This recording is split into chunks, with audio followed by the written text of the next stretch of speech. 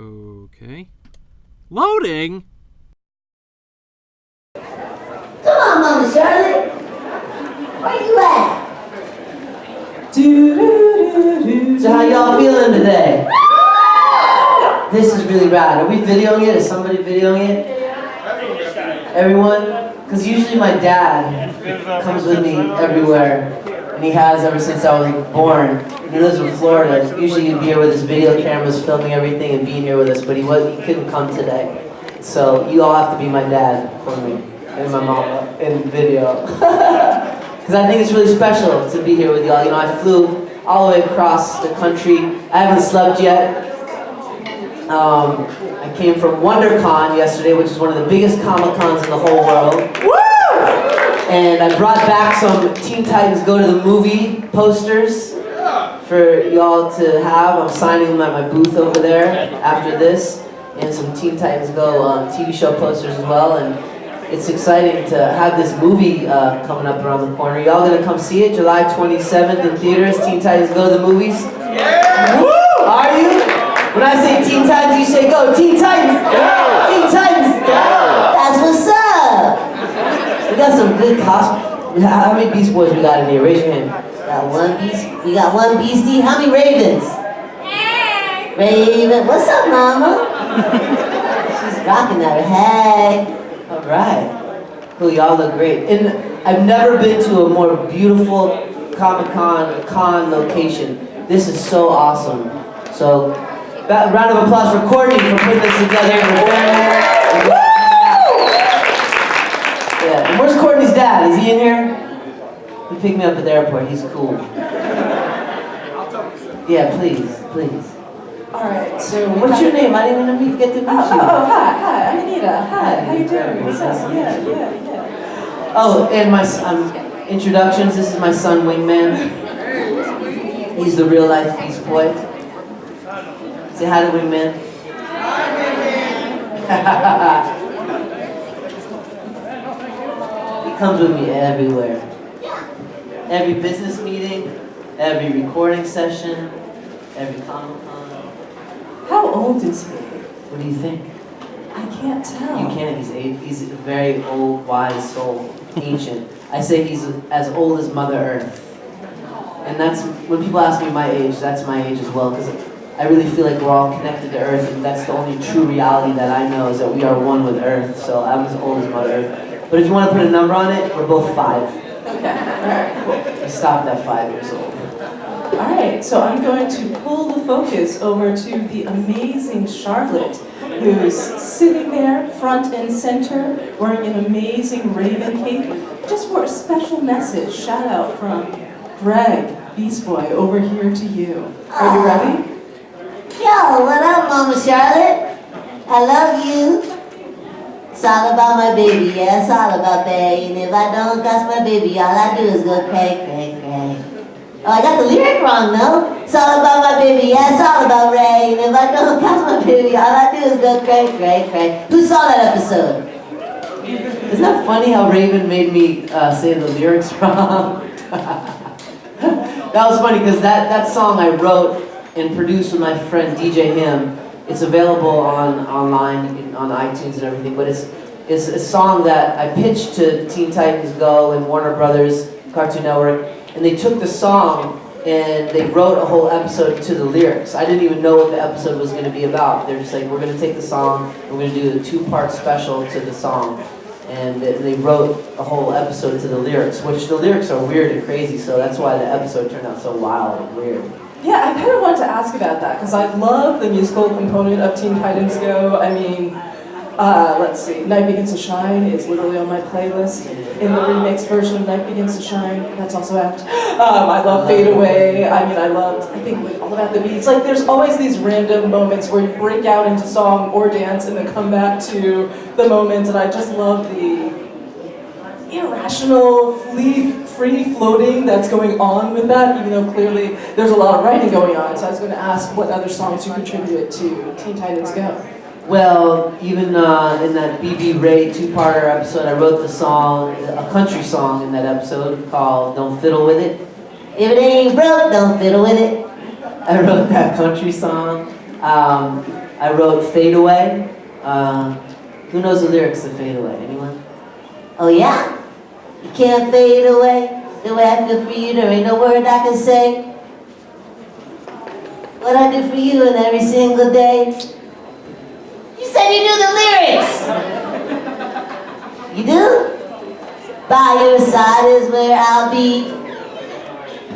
What are you talking about? You're leaving me hanging here. Endless love will fade, you'll see. When I walk, you walk with me. Nobody? What? Huh? Tara? That's the only lyric you know? Alright, whatever. We're waiting for the chorus, you know. That was the chorus. Don't fade away. You can't fade away. You know it. Waiting for you, there ain't no word I can say. What I do for you? No, that's a verse. Oh man.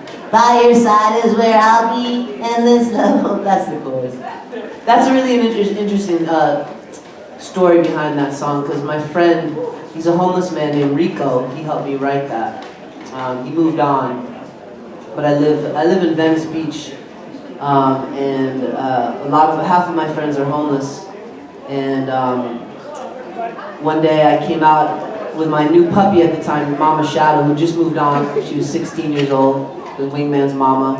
And I walked out when Mama Shadow was this big, and I had my guitar, and Rico goes, "Hey man, I got this lyric for you," because he knew I was a musician. And he sang this one part. It's like, "Sky is our blanket, this earth is our bed. If you don't know, you'll never be dead. Oh, sky la la la la la la la, yeah yeah." And then that I wrote Fade Away from that.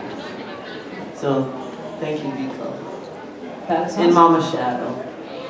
And you do love giving back to the community. I mean, you are, I'm just going to say he's lifelong vegetarian to vegan. I'm just going to make that Beast Boy tie-in. Yeah. But you're also doing the Foul American. Are there any other things that you're kind of doing in the community that you want to share? Well, yeah, my whole life is really dedicated to making a difference, entertaining, and I feel like when I'm in that space, I'm provided from the universe everything I need. You know, money and transportation to get to where I need to go to continue to serve. And the more I put myself in that position to help people, the more I'm given the opportunity to do so. So I have an organization called Un Amor, which is One Love in Spanish, and it's an organization that brings the homeless elderly, kids, and animals together under one roof. And I created a TV show about it to kind of explore how to do it. It's like a mockumentary. It's on Facebook, Un Amor. And I have a lot of my friends in it, like Sean Astin from Lord of the Rings, and also my Teenage Mutant Ninja Turtle brother. Also Seth Green is in it, and Tara Strong, who plays Raven, and a whole bunch of other cartoon characters, and a whole bunch of my friends I put in the show. But what happened with Un Amor is I actually partnered up with Salvation Army, and we put it out together. So it's on Salvation Army's Facebook and Un Amor Facebook. So I made that show for Salvation Army in the end, which was great. Yeah, that's awesome. I love that. Yeah. But I use everything I do now to make a difference, and that's why it's such an honor to play Beast Boy, because he's so he's the first ever vegan vegetarian superhero, and by far the biggest vegetarian superhero there's ever been. And he's a major animal rights advocate and for the ethical treatment of animals, and basically I feel like it's really important for us to realize we're all connected, and the animals and the trees all have feelings too. And when they're hurt, we actually are hurt. You might not even see it right in front of your face, but it's subtle. All these things, we're all connected, so we gotta start having more respect for the oneness that is. So I mean, I love Teen Titans Go for me, but also when I think about my niece and nephew, I'm just like, yeah, Beast Boy's a great character because again, oh, I lost my powers, I've got to go back to the jungle, reconnect with nature. I'm just like, yeah, you guys do great stuff there. So the writers, the voice actors are all doing that. The writers are really amazing because they take, they kind of push the limit. They break boundaries all the time. They write episodes about anything, and they're really, really good. I'm on a lot of TV shows, but I have to say I think Teen Titans Go is by far the best one. It might be the best show on TV in my opinion. Woo! I don't know, I'm not just I'm on it. And I'm not saying every episode is the best, but there are some that are just really, really, really good. Actually, yesterday at WonderCon they played an episode where Robin Beast Boy wants to hibernate because he's feeling like he's a bear and he's eating food and I don't think it came out yet, but they showed it. They previewed it yesterday at WonderCon, and I'll give you a sneak peek. So Beast Boy wants to hibernate and he needs a cave. And who's got a cave? Who's got access to a cave? Right. So we go and we hang out at the Batcave and destroy the Batcave and explore how money can make you greedy and destroy your life. That's a running theme, I feel like with the bees episode where Beast Boy goes crazy with the bees. Show me your bees! I love that. That's like one of my favorite episodes. I love when they let me go crazy as Beast Boy, which is all the time. So I do have questions here, but before I move forward, does anyone have any questions that they want to ask for Greg? All right, hold on. I'm going to come to you, but first, young Charlotte, do you have a question? Yes. Are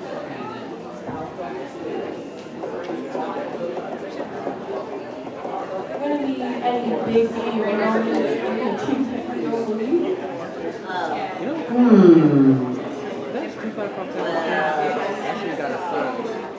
Maybe. I can't tell you. You gotta go see the movie. I think the movie is gonna blow people's minds. They just put everything in it. Everything.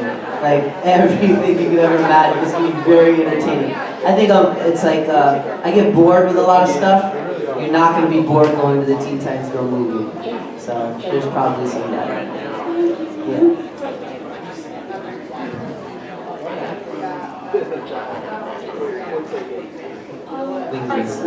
Are you shocked that Teen Titans Go is getting a movie? Like, were you even expecting there to be one, or you were like, oh yeah, it's totally gonna get a movie, or you were more like, wait, it's getting a movie? Are you kidding me? Is this real? Exactly. I feel like I'm dreaming awake. The fact that there is a Teen Titans Go to the Movies movie coming out. In Hollywood, things take a long time, like really long. And I've been acting and been in the entertainment business since I was a little boy, like Garrett's age, maybe even smaller. And I recently got into producing and creating my own television shows and movies as well. And at first, and I started producing about 6 years ago, I thought it was kind of like how it was as an actor. I show up, I do my job, I get paid, I go home, it's done, it was fun, and then it shows up on TV or in the movies. But when you're creating something, sometimes it takes years and years and years. So even up to I'm not even joking, maybe even 4 months ago, it seems like we didn't even know there really was going to be a Teen Titans Go to the movies. Because there's so much politics involved. So the fact that it is being made and it is going to be in theaters is a miracle. So it's cool. Yeah, good question. Back to the Future over here. Oh yeah, so that's really where I started producing. I helped Roseanne Barr create her reality show, which was called Roseanne's Nuts. She is nuts. And I was a character that, it wasn't a reality show really. I lived on her land in Hawaii and taught her how to eat healthy and do yoga and stuff. Now she's really, really nuts. She was nuts then, but now she's really nuts. Yeah. I don't know if I'll be on her show anymore. Yeah, and I got her the gig as Crane Prime in Teenage Mutant Ninja Turtles. Wait, I have a follow-up question for the young person here. What's your name? And how old are you? 14? Is it your birthday today by any chance? Yeah. Happy B-Day! Happy birthday, Mama! That's what's up. So when it comes to the various episodes and the writing and the process, just what insight can you give us when it comes to the more meta episodes like Control Freak, showing you guys the older version, or when you the 200th episode I think it was when you met the creators? Just what goes into making something more meta like that? Well, there's no limit to what we do on that show, so there's we'll show up one day and I'll tell a story and they'll be like, oh, we're gonna make an episode about that.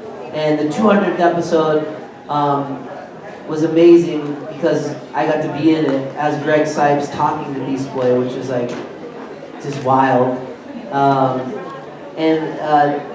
Yeah, it's just like you can expect a lot more of that, like a crazier, weird situations. Like I love when we talk about things like low-income housing, you know, episodes about pyramid scheme money, pyramid schemes. I love when there's episodes about real things. It's funny. I think I actually punched President Nixon in the face one episode. Did y'all see that? That was amazing! I want to punch Trump in the face.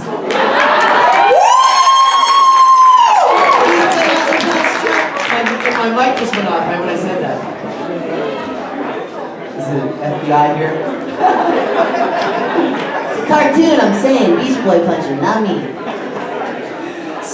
So I'm going to shift over to Foul American. Do you want to talk a little bit about that? Yeah, speaking of Trump, I created a show with my buddy Kevin Coulson called A Foul American.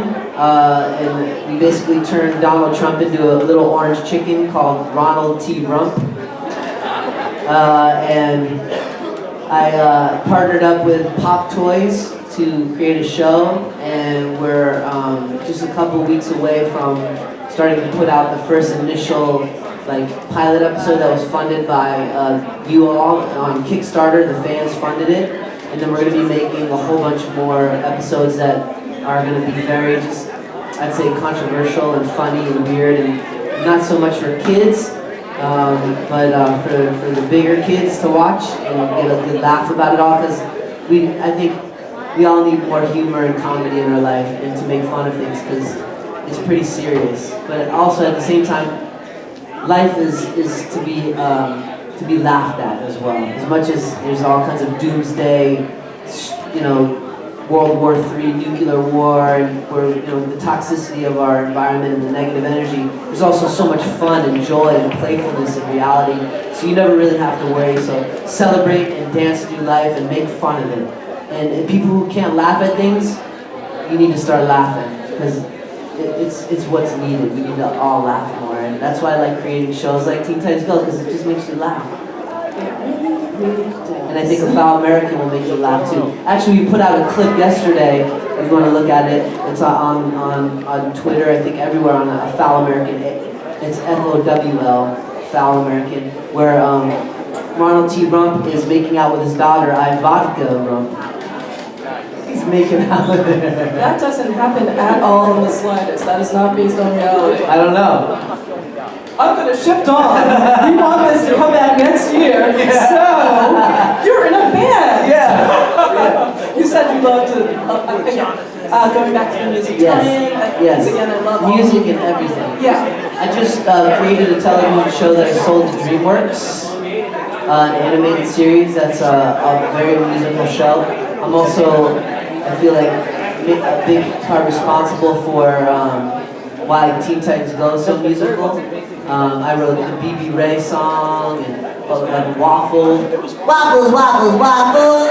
Waffles, waffles, waffles. Waffles, waffles, waffles. Waffles, waffles, waffles. Yeah, that's right. So, yeah, music's a big part of my life. I have a band called Cipes and People, and I have a new album that I've been holding on to for a while, and I said it was going to come out many times, but it's going to come out soon, and I've created animated music videos for every one of the songs, so that's coming soon. Alright, so when you're presented with the concept of the show, this is one of the questions people have for you, when you're presented with the concept of the show that you have chosen for and to lend your voice on, how quickly are you able to adapt to the script and the overall essence of the character to your voice? Well, like with Beast Boy, this is 17 years ago, I walked into Warner Brothers Animation, and it was my first ever voiceover audition, and they showed me a picture of Beast Boy, and they gave me a character description, and out came this voice. I never did it ever before my whole life. so it kind of happens like that a lot of the times, like it just comes out of you, and sometimes with when you're in the session, the directors and the producers help you find stuff too. It's always fun to find characters, and there's many ways you can find them. And, a lot of the characters that I'm going to be playing in the near future, I've created that, that basically it's almost like a voice first, and then I figure out what the face looks like, what the cartoon character is. I have a seagull character named Gary. Has anybody ever seen Gary? You've seen my Gary character? Tom and Gary? I created a little web series with Tom Felton from Harry Potter and my puppet Seagull Gary. They live together. And he talks like this, like Gary. Gary the Seagull. He lives in Venice Beach. And he's really funny. So I've basically taken Gary the puppet seagull and now I'm putting him in a whole bunch of cartoons. He's actually an fellow American. He actually lives next to Ronald T. Rump, the Seagull family. Gary lives next to Ronald T. Rump. I like pulling in contemporary names into your characters. Yeah. Not affiliated with reality and science. No. No. So again, you just have an amazing career. You've done a lot in a very short period of time, but you're so young. You've just done a lot. You've been on Ben 10, you've been on Teenage Mutant Ninja Turtles, you've been on House, you've been on Gilmore Girls, you've been on Ghost Whisperer, and that's just a truncated version of his vitae. So I just want to kind of clap for him just for that. And since you started as a surfer, what made you kind of shift over to acting or voice acting? What was your inspiration? Well, I've always been the kind of person that does it all. People tell you gotta pick one thing. You can't be a singer and an actor, and you can't do this or that. I don't believe any of that crap. I say you do whatever you want to do and do it all. And you can. If you really love it and you're passionate about it, you can do everything, and you'll receive it, and you'll get it in a way you never could have imagined, better than you could have imagined every time. It might not be instantly when you want it, because it doesn't work like that, but you will have it. But you do it because you love it, and then it'll show up. And sometimes it takes 10 to 20 years, or a year, or a month, or a week. You never know. But do everything you want to do. Never say no. Say yes. If you want to do it all, do it all. You can do it all. I do it all. He really does. I mean, seriously, you have an amazing career. So we have 3 more minutes. Does anyone have any more questions? Oh, all right, I've got to ask Greg, and then I'm going to walk over to the fabulous hair. Hold on. You got to get Raven first.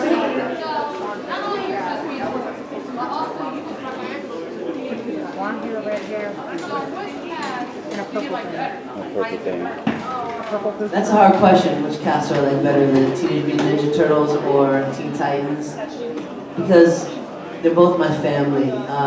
Well, Teen Titans, we've been together for 17 years, working together as a cast. Turtles, we worked together for 7 years, which is a long time as well. And both casts are my family. Like Seth Green plays Leonardo. I got him the role because I wanted him to be Leo. After Jason Biggs, who I loved, was American Pie. Jason Biggs. He was Leonardo first, but he got fired. Tell us more. Nobody knows the story? No one knows the story. Yeah, it's better you don't. Jason Biggs is a little dirty. He's an American Pie, him in a pie. Nonetheless, Nickelodeon hired him, and they fired him. And then, so Seth Green, and then Sean Astin, who I worked with before Turtles on a movie called, what was the movie we did? I did a movie with him. It's a horse racing movie. Oh man, Off to the Races or something. I can't remember. Nonetheless, I love all of them. And Rob Paulson, who's one of the original Turtles, who plays Donatello, and just the whole cast. I mean, the voiceover world's a very kind of tight-knit unit, so we all kind of cross over and work together on all the different shows. So I can't say one or the other. I love both casts. You're welcome. All right, our final question of the evening. What anime character do you like best? You like Iron Fist or you like Mikey? Who do you like? I like Danny Iron Fist. Namaste. Yeah, again, all the characters I play, they're all a big part of who I am. So it's like, do I like my left hand or my right hand more? I can't, they're very dear to me. But I do tend to enjoy comedy more than anything else. Again, I like laughing, I like silliness, I like goofiness. So the more silly a character can be, the more fun it is for me. So, but with those two characters, Michelangelo or Iron Fist, that's a hard one because I also like the very relaxed, zen, meditative side of who I am too, that's what I got to bring to Iron Fist. And then they made the character Iron Fist on live action based on the Iron Fist I created on in animated world. So it's interesting. I get to kind of, a part of who I am lives forever in these characters that I originated. Because I was the first one to ever play Iron Fist on an animated series as well. And same thing with Beast Boy. So forever Beast Boy will be a big part of who I am. Whoever plays him, even after I die. Same thing with Iron Fist. Forever Iron Fist and me are always going to be one. So it's cool. And Mikey. Yeah, Mikey. The new Mikey is me. You know, everybody after me is a fake Mikey. I'm just saying. If they're trying to do my voice, they're being a fake Mikey. Or inspired. Let's say inspired by me. Alright, I'm going to slide in one more question. I thought the young man there had his hand raised. A Beast Boy just walked in. What up, Beastie? Do you have a favorite horror comic from Vertigo? No. And this one I actually do recommend. Which one? Swamp Thing by Alan Moore. Alright. Okay, alright, now I've got to. I'm just expanding time. Yeah, listen, I'm here for you all. Yeah, thank you. I'm not going anywhere. I love this room. I actually want to change my video. Actually, this is the Hall of Flags, and as you can, I'm not going to go into the history of this room, but as you can see, each of these schools that are affiliated with this university are heavily there. Anyways, that's why it's called the Hall of Flags. Will y'all be in this video with me? Okay, when I say peace, love, you say animals. Peace, loving. That's what's up. Wingman's sleeping now. Wingman, wake up. Cool. Thank you. All right, any final questions before? Okay.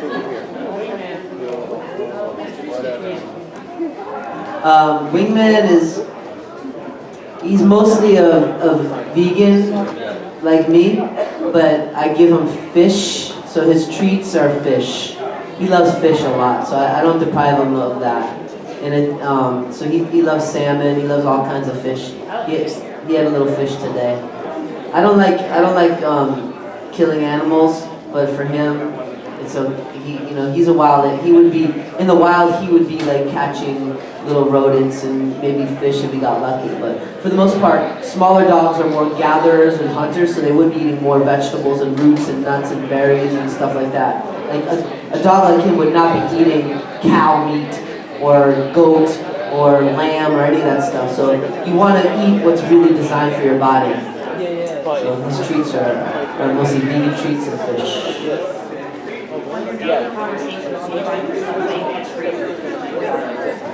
Yeah. A lot of the catchphrases that my characters wind up using are stuff that I kind of use in my own life, and then I give them to the characters. Like Beast Boys, that's what's up. Yo, that's what's up. That's from me. I would always just say, yo, that's what's up. And Booyakasha that I created for Michelangelo. Do you all know what Booyakasha means? Anybody? What does it mean? Well, it's the new cowabunga. But Booyakasha came from Ireland, and the Irish settlers in Jamaica brought it over, and when Booyakasha means all glories to the Most High. So I decided, and I didn't tell Nickelodeon what it meant, I just wanted them to feel like it was cool. So I remember the first day where they're like, do you have an idea of what catchphrase we can use? And I'm like, I do. And I'm all, Booyakasha! And they loved it. And now millions of kids all around the whole world say Booyakasha, and every time they say that, it's calling in the power of the Most High into the moment, which is, the Most High is the highest vibration, positive vibrations, love, respect, consciousness. So I wanted that to be like a magical affirmation that kids utilize to empower the moment. And that's why I brought Booyah into the Teenage Mutant Ninja Turtles world. All right, before we end, since you talked about sharing energy, I used to volunteer with Philly Playworks, and they taught kids to do like this little thing where to give good energy to your audience, you do push it over here to our man Greg, the entire audience. Just push it. Thank you. How about we ohm together? Let's do a little ohm together. Big breath in. Om.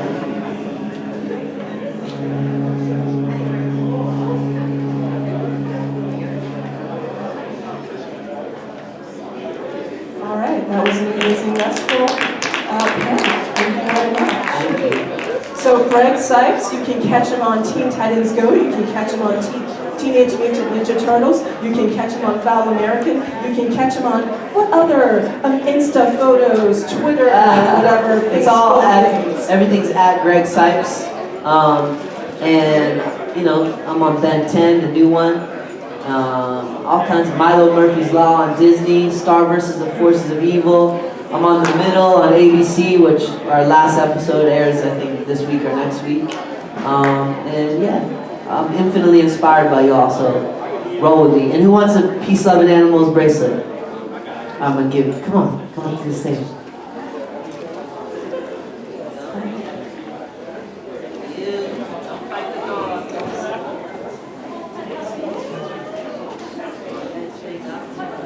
All right, ladies and gentlemen, that's Greg Cipes. Woo! Thank you so much, guys. We appreciate you.